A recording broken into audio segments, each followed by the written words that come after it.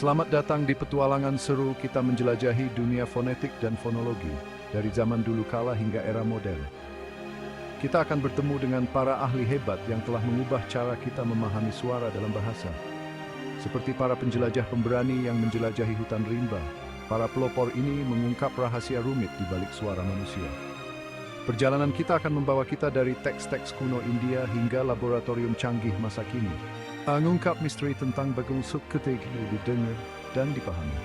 Ayo ikuti jejak para ilmuwan hebat ini, selami dunia fonetik dan fonologi yang menakjubkan, dan temukan apresiasi baru terhadap simfoni suara yang membentuk bahasa manusia. Petualangan kita dimulai di India kuno, di mana seorang cendekiawan brilian bernama Panini mengubah cara kita mempelajari bahasa. Jauh sebelum adanya komputer atau bahkan sistem penulisan modern, Panini menciptakan sebuah risalah tata bahasa yang sangat rumit yang dikenal sebagai Ashtadhyayi. Dalam karya monumentalnya ini, Panini menjelaskan struktur bahasa Sanskerta dengan detail yang luar biasa, termasuk analisis suara yang sangat maju. Dia mengidentifikasi dan mengelompokkan suara-suara dalam bahasa Sanskerta, meletakkan dasar bagi ilmu fonetik dan fonologi. Aturan-aturan Panini tentang pengucapan dan kombinasi suara menunjukkan pemahaman yang mendalam tentang cara kerja alat ucap manusia. Karyanya, yang dihormati selama berabad-abad, terus menginspirasi para ahli bahasa hingga saat ini. Perjalanan kita membawa kita ke Yunani kuno, tempat Dionysius Thrax, seorang ahli tata bahasa yang sangat berpengaruh, meninggalkan jejaknya di bidang fonetik. Dalam karyanya yang terkenal, Art of Grammar, Thrax memberikan analisis sistematis pertama tentang suara-suara dalam bahasa Yunani. Dia dengan cermat mengelompokkan huruf-huruf Yunani berdasarkan karakteristik akustik dan artikulatorisnya, membedakan vokal, konsonan, dan diftong. Karya Thrax meletakkan dasar bagi tradisi tata bahasa barat dan memengaruhi studi bahasa selama berabad-abad. Analisisnya tentang suara-suara bahasa Yunani membantu mengungkap struktur dan keindahan puisi dan sastra Yunani. Warisannya terus berlanjut hingga saat ini, membentuk pemahaman kita tentang suara dan ucapan. Petualangan kita berlanjut ke dunia Arab, tempat Sibawai, seorang ahli bahasa Persia yang jenius, membuat terobosan besar dalam studi fonetik dan fonologi. Dalam mahakaryanya, Alkitab Buku, Sibawai memberikan analisis yang sangat lengkap tentang bahasa Arab, termasuk deskripsi yang sangat rinci tentang sistem suaranya. Dia dengan cermat memeriksa artikulasi dan karakteristik akustik dari setiap suara Arab, mengidentifikasi fonem dan alofon, dan meletakkan dasar bagi fonologi teoretis. Karya Sibawai, sebuah bukti ketelitian ilmiah, memberikan pengaruh yang sangat besar pada perkembangan linguistik di dunia Arab dan sekitarnya. Analisisnya yang cermat tentang suara-suara bahasa Arab, yang dikenal dengan kompleksitas dan keindahannya, membantu mengungkap seluk-beluk bahasa ini. Warisan Sibawai terus menginspirasi para ahli bahasa hingga saat ini. Bab 4, sekarang kita melakukan perjalanan ke Inggris, tempat Daniel Jones, seorang ahli fonetik terkemuka, mengubah cara kita mempelajari dan menuliskan suara. Jones, seorang profesor fonetik di University College London, menyadari perlunya sistem notasi fonetik yang lengkap dan mudah dipahami.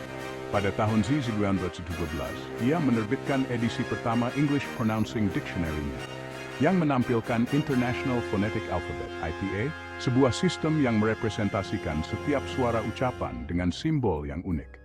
IPA, yang dikembangkan oleh Jones dan rekan-rekannya, dengan cepat mendapatkan penerimaan luas dan tetap menjadi standar global untuk transkripsi fonetik hingga saat ini. Kontribusi Jones melampaui IPA.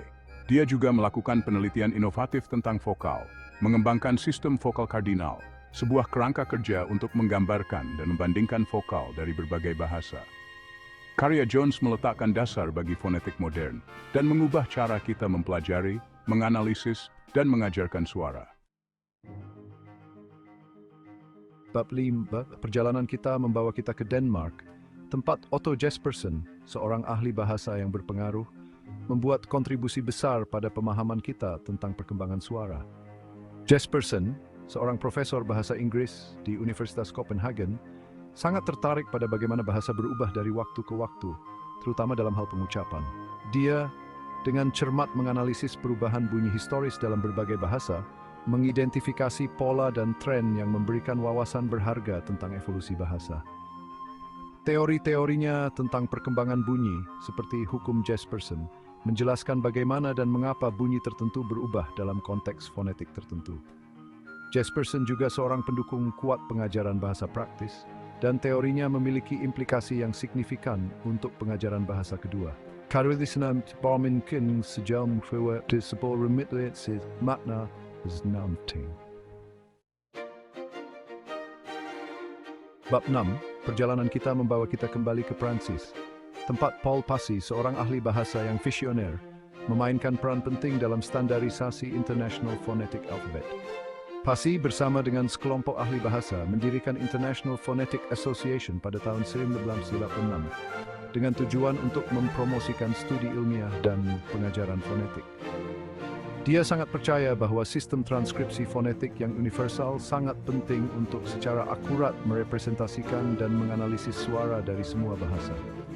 Passy memberikan kontribusi signifikan pada pengembangan dan penyempurnaan IPA, membantu menjadikannya alat yang sangat diperlukan bagi para ahli bahasa, ahli fonetik, dan guru bahasa di seluruh dunia. Dedikasinya untuk standarisasi fonetik membantu menjembatani kesenjangan antara para sarjana dari berbagai negara, memfasilitasi kolaborasi dan kemajuan dalam bidang tersebut. Warisan Passy terus berlanjut hingga saat ini, karena IPA tetap menjadi landasan transkripsi fonetik global. Bab 7, Ferdinand de Saussure mengubah lanskap bahasa. Perjalanan kita membawa kita ke Swiss, tempat Ferdinand de Saussure, seorang ahli bahasa Swiss, mengubah studi bahasa dengan teori-teorinya yang inovatif. Saussure, yang dianggap sebagai bapak linguistik modern, memperkenalkan konsep-konsep dasar yang membentuk kembali cara kita berpikir tentang bahasa, termasuk perbedaan penting antara ucapan dan bahasa. Dia berpendapat bahwa bahasa adalah sistem tanda-tanda, di mana setiap tanda terdiri dari penanda, yaitu suara atau bentuk tertulis, dan penanda yaitu konsep atau ide di baliknya. Saussure menekankan sifat arbitrer tanda-tanda linguistik, yang berarti bahwa tidak ada hubungan alami antara penanda dan penanda. Teori-teorinya memiliki implikasi yang mendalam untuk fonologi, karena menggeser fokus dari studi suara individu ke pemeriksaan hubungan sistematis antara suara dalam suatu bahasa. Karya Saussure meletakkan dasar bagi strukturalisme, sebuah sekolah pemikiran yang dominan dalam linguistik abad ke-20. Bab 8, Chomsky dan Halley mengungkap tata bahasa suara. Perjalanan kita membawa kita ke Amerika Serikat, tempat Noam Chomsky dan Maurice Halley, dua ahli bahasa yang berpengaruh, mengubah bidang fonologi dengan teori tata bahasa generatif mereka. Chomsky, seorang ahli bahasa dan filsuf terkenal, mengusulkan bahwa manusia memiliki kapasitas bawaan untuk bahasa, yang dikenal sebagai tata bahasa universal. Halley, seorang ahli fonetik, berkolaborasi dengan Chomsky untuk mengembangkan kerangka kerja komprehensif untuk memahami sistem suara bahasa. Dalam karya mani mereka, The Sound Pattern of English yang diterbitkan pada tahun 1968, Chomsky dan Halley berpendapat bahwa suara ucapan dapat dianalisis sebagai kumpulan fitur fonetik yang berbeda.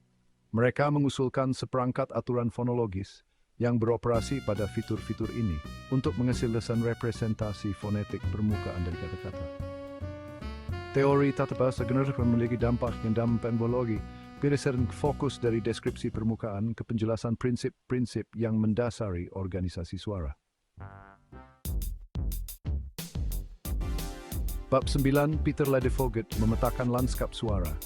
Perjalanan kita membawa kita ke dunia fonetik eksperimental, tempat Peter Ladefoged, seorang ahli fonetik yang terkemuka, membuat kontribusi inovatif pada pemahaman kita tentang produksi dan akustik suara. Ladefoged, seorang profesor fonetik di UCLA, sangat tertarik pada keragaman suara ucapan manusia. Dia melakukan penelitian ekstensif tentang bahasa-bahasa di dunia, menggunakan peralatan canggih untuk merekam dan menganalisis suara dari berbagai kelompok bahasa. Karyanya membantu mengungkap keragaman fonetik yang luar biasa di planet kita, mengungkapkan rentang suara yang luar biasa yang dapat dihasilkan dan dirasakan oleh manusia. Ladefoged sangat tertarik pada fonetik artikulatoris, studi tentang bagaimana organ-organ ucapan menghasilkan suara. Dia mengembangkan teknik inovatif untuk mempelajari gerakan organ-organ ucapan seperti elektropalatografi dan ultrasonografi yang memberikan wawasan berharga tentang proses produksi ucapan. Bab 10, William Leboff menjelajahi permadani fonetik sosial. Perjalanan kita membawa kita ke ranah sosiolinguistik, tempat William Leboff, seorang ahli bahasa Amerika yang berpengaruh, mengubah pemahaman kita tentang hubungan antara bahasa dan masyarakat. Leboff yang dianggap sebagai bapak sosiolinguistik variasionis memelopori studi tentang variasi dan perubahan bahasa dalam konteks sosial. Dia menunjukkan bahwa variasi bahasa tidak acak tetapi sistematis, mencerminkan faktor-faktor sosial seperti kelas, etnis, dan jenis kelamin. Penelitian Leboff tentang variasi fonetik khususnya telah mengubah pemahaman kita tentang bagaimana suara ucapan digunakan untuk menandai identitas sosial dan menegosiasikan hubungan sosial. Penelitiannya yang inovatif tentang bahasa daerah perkotaan seperti New York City menunjukkan bagaimana fitur-fitur fonetik tertentu dapat berfungsi sebagai penanda prestis atau solidaritas. Karya Leboff telah memberikan kontribusi yang mendalam pada pemahaman kita tentang interaksi kompleks antara bahasa, masyarakat, dan identitas. Bab 11, John C. Wells memetakan aksen bahasa Inggris. Perjalanan kita membawa kita ke dunia aksen bahasa Inggris, tempat John C. Wells, seorang ahli fonetik Inggris, membuat kontribusi yang tak ternilai untuk pemahaman kita tentang keragaman pengucapan bahasa Inggris. Wells, seorang profesor fonetik di University College London, dikenal karena karyanya yang komprehensif tentang aksen bahasa Inggris, termasuk Accents of English yang sangat berpengaruh. Dia dengan cermat mendokumentasikan dan menganalisis variasi fonetik dalam berbagai aksen bahasa Inggris, memberikan wawasan berharga tentang sejarah, evolusi, dan penggunaan kontemporernya. Wells juga memainkan peran penting dalam pengembangan kamus pengucapan, khususnya Longman Pronunciation Dictionary, yang telah menjadi sumber daya standar untuk pelajar dan guru bahasa Inggris. Keahliannya dalam fonetik bahasa Inggris dan kemampuannya untuk menjelaskan konsep-konsep kompleks dengan cara yang mudah diakses telah menjadikannya sosok yang sangat dihormati di bidangnya. Karya Wells telah meningkatkan pemahaman kita tentang keragaman yang kaya dan kompleksitas aksen bahasa Inggris, baik di Inggris maupun secara global. Bab 12, John Bybee, Bahasa dalam Gerakan. Perjalanan kita membawa kita ke garis depan teori fonologis. Tempat saya, John Bybee, seorang ahli bahasa Amerika, telah membuat kontribusi inovatif pada pemahaman kita tentang hubungan antara penggunaan bahasa dan struktur fonologis. Sebagai seorang profesor linguistik di Universitas New Mexico, saya adalah pendukung terkemuka fonologi berbasis penggunaan, sebuah kerangka kerja teoretis yang menekankan peran pengalaman linguistik dalam membentuk sistem suara bahasa. Saya berpendapat bahwa pola-pola fonologis muncul dari frekuensi, keteraturan, dan konteks penggunaan kata dan frasa. Menurut saya, ketika pembicara menghasilkan dan memahami bahasa, mereka secara implisit mengekstrak informasi statistik tentang urutan suara, dan informasi ini memengaruhi representasi mental mereka tentang suara dan aturan fonologis. Fonologi berbasis penggunaan menantang pandangan tradisional fonologi sebagai sistem berbasis aturan statis, dengan menekankan sifat dinamis dan adaptif bahasa. Karya saya telah membuka jalan baru yang menarik untuk penelitian fonologis, mengaburkan batas antara fonologi, fonetik, dan ilmu kognitif.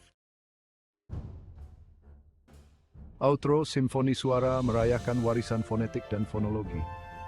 Itulah para ahli fonetik dan fonologi yang telah mengubah cara kita memahami dan mempelajari suara bahasa. Dari teks-teks kuno India hingga laboratorium modern, perjalanan kita telah membawa kita melalui sejarah penemuan, wawasan, dan terobosan yang luar biasa. Para pionir ini dengan rasa ingin tahu yang tak terpadamkan dan dedikasi yang tak tergoyahkan telah mengungkap kompleksitas suara manusia, mengungkap pola-pola tersembunyi, dan memperluas pemahaman kita tentang kapasitas manusia untuk bahasa. Saat kita merayakan warisan mereka, marilah kita juga terinspirasi untuk terus menjelajahi dunia suara yang mempesona, mengungkap misteri-misteri yang belum terpecahkan, dan menghargai simfoni suara yang menghubungkan kita semua. Terima kasih telah menyaksikan, dan sampai jumpa di video berikutnya.